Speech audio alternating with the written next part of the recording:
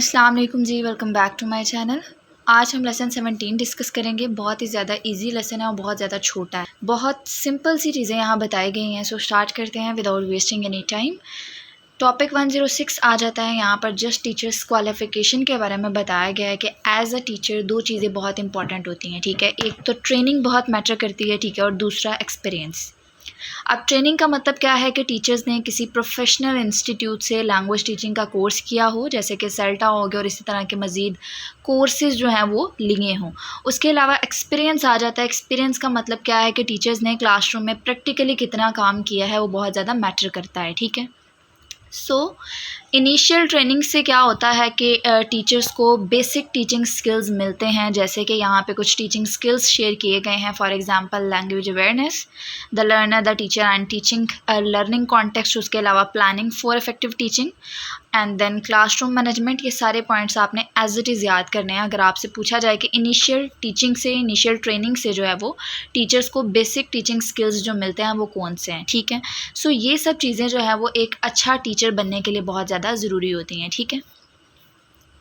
Then topic 107 है। यहाँ पे सपोर्ट फॉर टीचर जो है वो टॉपिक है। इसमें क्या बताया गया है कि अगर हम टीचर से एक्सपेक्ट करते हैं कि वो अच्छे से पढ़ाएं तो उनको सपोर्ट भी देनी चाहिए, ठीक है। आप सपोर्ट क्या मतलब कि ये कई फॉर्म्स में हो सकती है, जैसे कि आप कह लें जॉब स्टार्ट पर कुछ ओरिएंटेशन, उसके अलावा कोर्स गाइड्स और मटेरियल वगैरह, मेंटोर्स जो कि गाइड कर सकें, फीडबैक वगैरह, रिवॉर्ड वगैरह, ये सब क्या है, ये एक तरह से टीचर्स को सपोर्ट मिल रही होती है, ठीक है, जिसके थ्रू टीचर्स जो हैं वो और ज़्यादा मोटिवेट हो जाते हैं।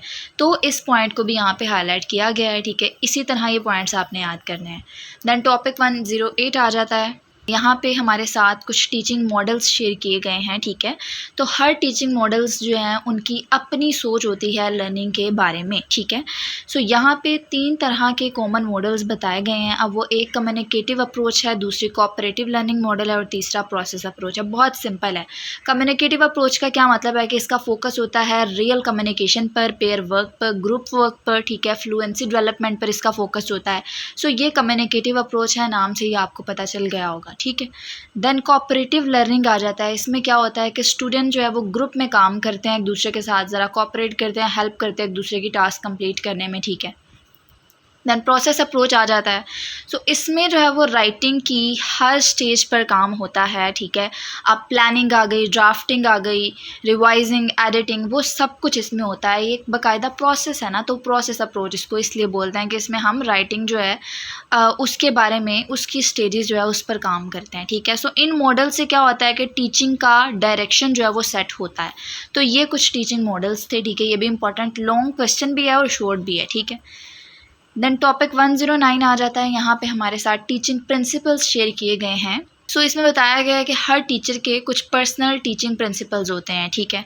अब उनके टीचिंग स्टाइल्स को ये प्रिंसिपल्स शेप करते हैं। जब टीचर लेसन प्लान करता है तो वो अपने एक्सपीरियंस और अपनी फ़िलासफ़ी की बेस पर करता है, ठीक है। दोनों चीज़ें यहाँ पे ऐड हो जाती हैं। अगर टीचर अपने प्रिंसिपल्स को समझ लेना तो वो बेहतर टीचिंग डिसीजंस जो हैं वो ले सकता है। मसलन के कौन से मेथड्स यूज़ करने चाहिए उनको, उसके अलावा कौन सा मटेरियल चाहिए, लेसन इफेक्टिव है कि नहीं है स्टूडेंट्स के लिए, इसको कैसे एवेलुएट करना है, ये डिफरेंट तरह के क्वेश्चंस जो हैं उनको फिर वो सॉल्व कर सकते हैं। तो ये बेसिकली कुछ टीचिंग प्रिंसिपल्स बताए हैं कि हर टीचर के कुछ पर्सनल टीचिंग प्रिंसिपल्स होते हैं, ठीक है। देन यहाँ पे हमारे पास नेक्स्ट टॉपिक आ जाता है। उसमें बताया गया है मेंटेनिंग गुड टीचिंग मींस के क्वालिटी टीचिंग जो है वो क्या है, वो ऑटोमेटिकली नहीं होती, ठीक है।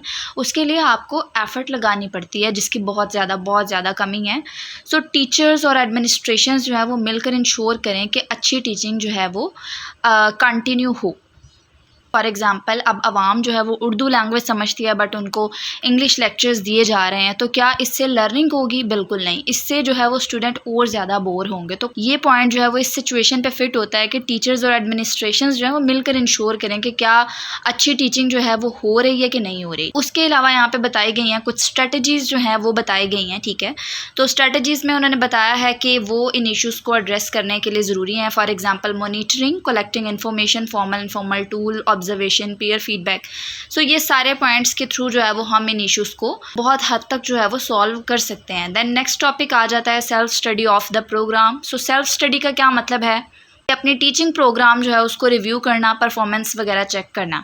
सो ये प्रोसेस जो है वो हर 3 से 5 साल बाद होता है। तो ये एक इम्पॉर्टेंट क्विज़ है, इसको भी आपने याद रखना है, ठीक है। ये प्रोसेस जो है वो हर 3 से 5 साल बाद होता है, ठीक है। और इस प्रोसेस में क्या होता है कि टीचर्स भी इन्वॉल्व होते हैं, स्टूडेंट्स भी इन्वॉल्व होते हैं और एडमिनिस्ट्रेशन भी शामिल होती है, ठीक है। तो सेल्फ स्टडी से जो है वो स्कूल ये शो करता है कि वो क्वालिटी टीचिंग में इंटरेस्टेड है, ठीक है, लॉन्ग टर्म इम्प्रूवमेंट के लिए वो रेडी है। तो ये पॉइंट जो है इसलिए ज़रूरी होता है। लास्ट पर एक और पॉइंट यहाँ बताया गया है कि TESOL और अदर ऑर्गेनाइजेशन ने भी सेल्फ स्टडी के गाइडलाइंस भी दिए हैं, ठीक है। तो ये भी एक इंपॉर्टेंट पॉइंट है, ये भी आपने एज इट इज़ याद करना है, क्विज में रिपीट हो सकता है, ठीक है। देन नेक्स्ट टॉपिक आ जाता है टॉपिक 112, लर्निंग प्रोसेस। सो इसमें बताया गया है कि टीचिंग का जो सक्सेस है वो सिर्फ टीचर्स पर डिपेंड नहीं करता, ठीक है, लर्नर्स भी बहुत ज़्यादा इम्पॉर्टेंट होते हैं इस प्रोसेस में। अब अच्छी प्लानिंग में लर्नर्स को कंसीडर करना चाहिए, ठीक है, उनकी नीड्स का ख्याल रखना चाहिए। सो लर्नर की सक्सेस जो है वो डिपेंड करती है इन चंद फैक्टर्स पर जो कि यहाँ पे बताए गए हैं कि कोर्स को कितना समझा, ठीक है, अंडरस्टैंडिंग ऑफ द कोर्स, के कोर्स को जो है वो कितना समझा है, ठीक है। दूसरा कि उनका लर्निंग स्टाइल क्या है, ठीक है, मोटिवेशन क्या है, सपोर्ट वगैरह क्या है। तो ये सारे यहाँ पे पॉइंट्स बताए गए हैं, ठीक है, जो कि लर्नर की सक्सेस इन फैक्टर्स पर डिपेंड करती है।